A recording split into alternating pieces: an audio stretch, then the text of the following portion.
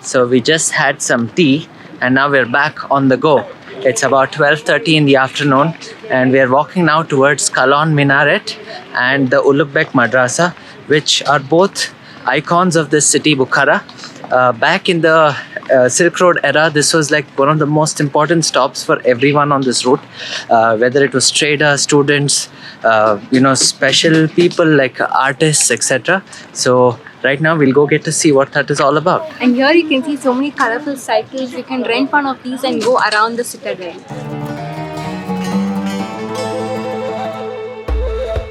We made it. This is the Kalyan Minaret. Look how tall it is.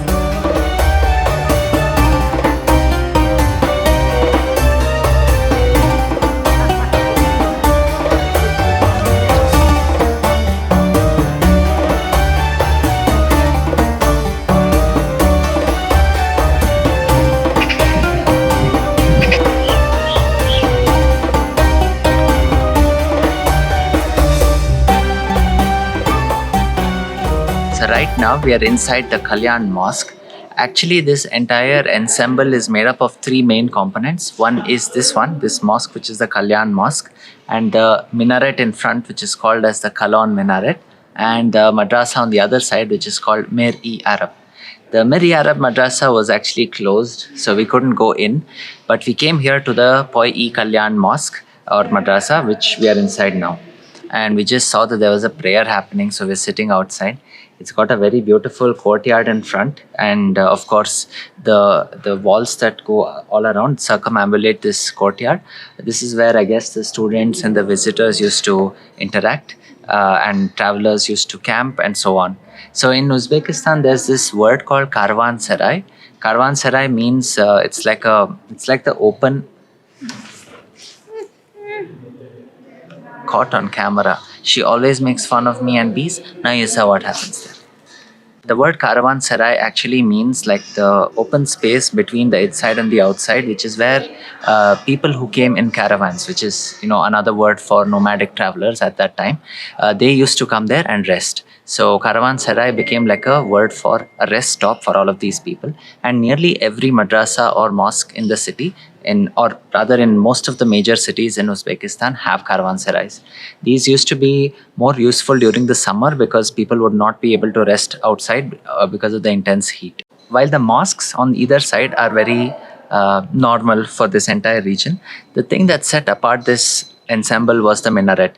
The minaret is not very tall, but the fact that it's very uniquely designed with its very beautiful structure, with its beautiful artwork on the walls, that is what has supposedly even inspired Genghis Khan, the most notorious ruler of Asia, to actually spare that from being destroyed while all other buildings around it were brought down by his army.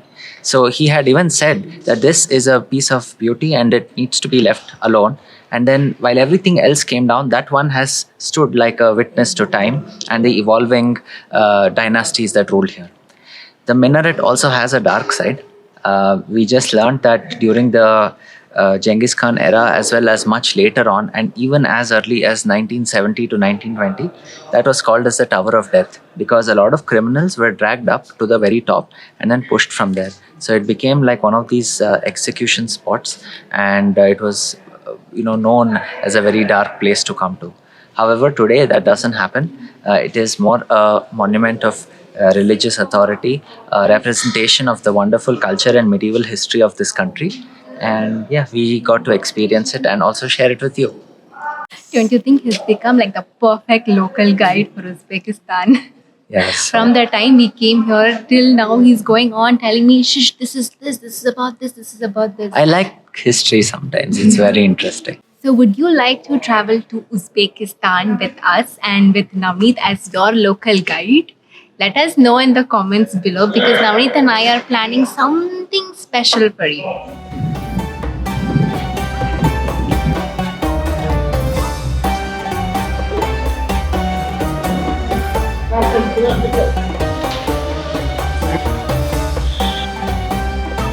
Such a realistic chessboard.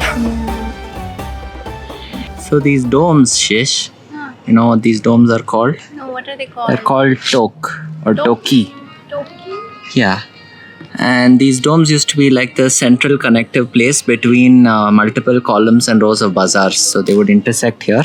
Oh. And then they used to have like open space, like how we walked through that, where we saw you walking. Nice.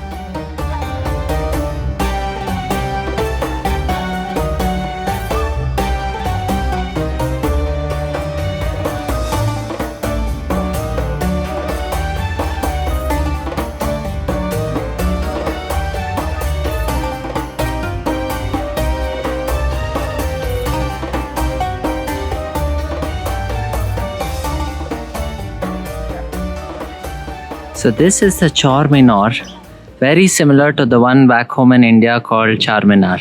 So it's a collection of 4 minars, 1, 2, 3, and 4, and then there's a little building in between, which is mostly commercialized now. We saw some shops selling things in there, but you can take the staircase and go up to the top and see for a small fee. There's a beautiful set of gardens here, and on this side too, and then a bunch of shops here on either side, and this is where you buy some interesting Soviet era souvenirs. So that was the Chor Minar. Hope you enjoyed seeing how there's a very similar thing here also, just like the one in Hyderabad. And as I told you earlier, there's this little shop here where they're selling a lot of Soviet era souvenirs. So we'll just go take a quick peek. I'd come here in 2018 and even bought some of these, but I thought maybe I'll just show you what it's like. So all of these badges are from like the Soviet era. So you find some really interesting ones. Like this one says 1789. This could be Lenin. I remember picking up a very small one just like this. This is Lenin. They also have, I think, Stalin. Then there should be one which is of the Red Star. The Red Star represented, you can see here there's one of Uzbekistan. Again, Lenin. So they say that the Red Star is very hard to find. It's actually from the communist era where the star represented communism. So apparently those hold a lot of value. And they have so many different ornaments here. Brass, metal, bronze, all little knickknacks from back in the day. I'm guessing some of these are also not too old. They're probably very new. Like this musical instrument, these hats. And this one's interesting because here you have many old watches and timekeepers that you would put inside, a pocket. Like you can see this one. This one actually has a red star on it. So it's the OG Soviet stuff. One is an old Soviet issued passport. As you can see, it's used by someone. 1956. Yeah, somebody used it to cross some border, but we can't identify which crossing that was. They even have this old cash. We actually have this note, right? Yeah, we have this. It has been demonetized. These are old postcard covers, like envelopes. They have a one som from 1992, which have... By the way, a suggestion. If you want to avoid walking, you should take this vehicle. It's not too expensive, and they can move you around between all of these monuments in a very easy way, because a lot of these roads are very narrow. Cars won't go in, so this is like a better alternative. Navneet got his ice cream again.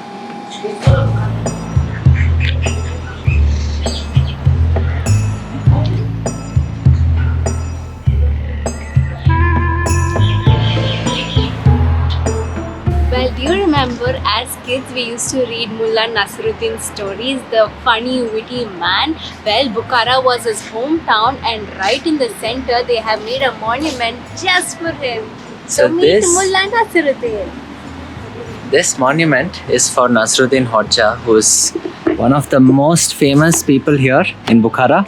He was always revered as a very, very funny but extremely smart man who always had a solution to every predicament, so every problem. So this is how he's represented in his iconic way. You can see Shish for scale. They actually have a very larger than life size monument, and he's on his donkey, and he's got his shoe nearly falling off while riding it, and the donkey also is not very happy that he's riding. But that's essentially the story of Nasruddin. He was always riding this donkey, and the donkey was always unhappy. Yeah. Okay.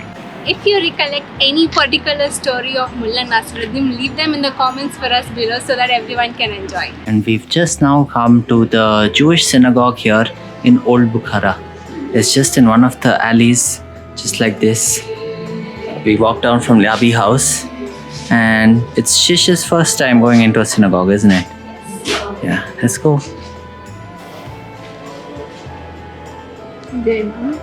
So we are just sitting here, and this very kind grandma came and sat next to us. She's actually the grandparent of this bride and groom here.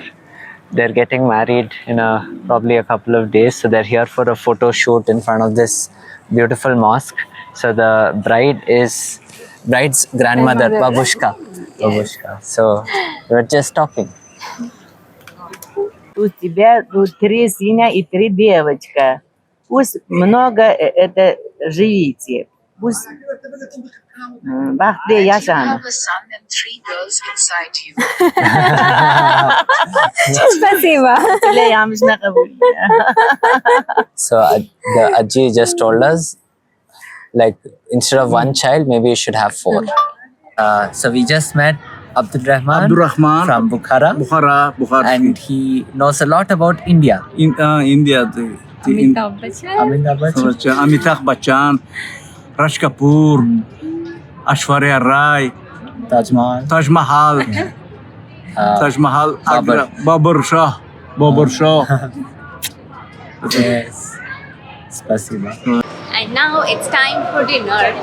We are going to one of the most famous restaurants here in Bukhara. It's called the Lyabi Hauz. It's right beside a small pond, and I think the fountains are there inside this, and it'll come on in a few minutes. But it's now like 7:15 p.m. But it's still so bright, as you can see. The sun hasn't set, and Shish was just sleeping. Now we'll go try to get a table so we can have some delicious Uzbeki dinner.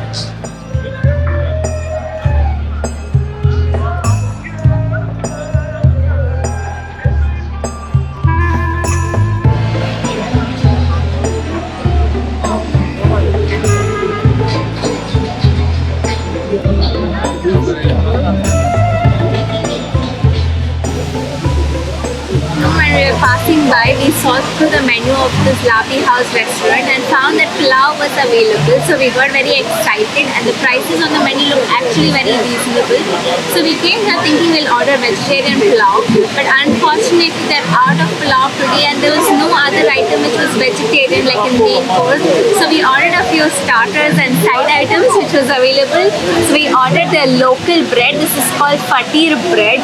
It's supposed to be really flaky and soft. Along with that, we ordered green tea because we had to have this with the bread. And we have also ordered rustic potatoes. We just got served with our rustic potatoes. It's chopped like potato wedges, and it smells great. I can smell some garlic and the coriander leaves on top. Let me just taste it and try. Not like potato wedges, and it's shallow fried. It's sprinkled with a lot of seasoning. It's very mildly flavored, and it's great. It's very close to potato fries, and I love it. I'm gonna go ahead and taste the bread now. So this fatir is a very flaky, pastry-like bread. On top they have sesame seeds, which we heard is very special in this part of the world, Middle East and Central Asia. So also in India. So we're just gonna give it a try. So the top layer is very soft, it's almost like it's been buttered or something, and the below portion is just like regular bread, normal soft, not too soft, not hard either. But the sesame seed definitely gives it that strong flavor, and I think there is a bit of cheese or butter on top which adds to its own zing. So I'm gonna just give this a taste.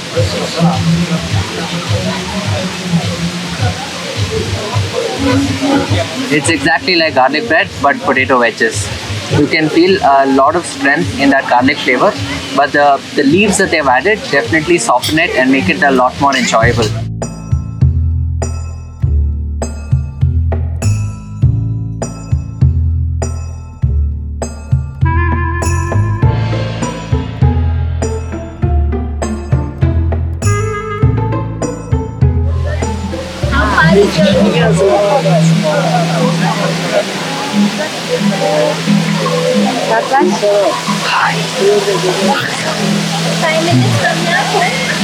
So all these years I would just see Navneet's photos from Bukhara, and I could never imagine Bukhara was like this until I came here today and explored it by myself. It is truly beautiful. So now we'll head back to the room and call it a day. So thanks you guys for coming along on this vlog. Hope you enjoyed it, and then we'll see you in the next one. Bye! Deniniz sağ olsun, ömrümüzü zorsunuz, balan bulsun. Aldığınız So we are just sitting Kardeşlerimiz here. devlet getirsin, ata ananız baktığı sağ aman bulup, uzineden köpeği üveli cüveli bulup yürüyene. Köp yaşap yürüyene. And she's laughing. What she said.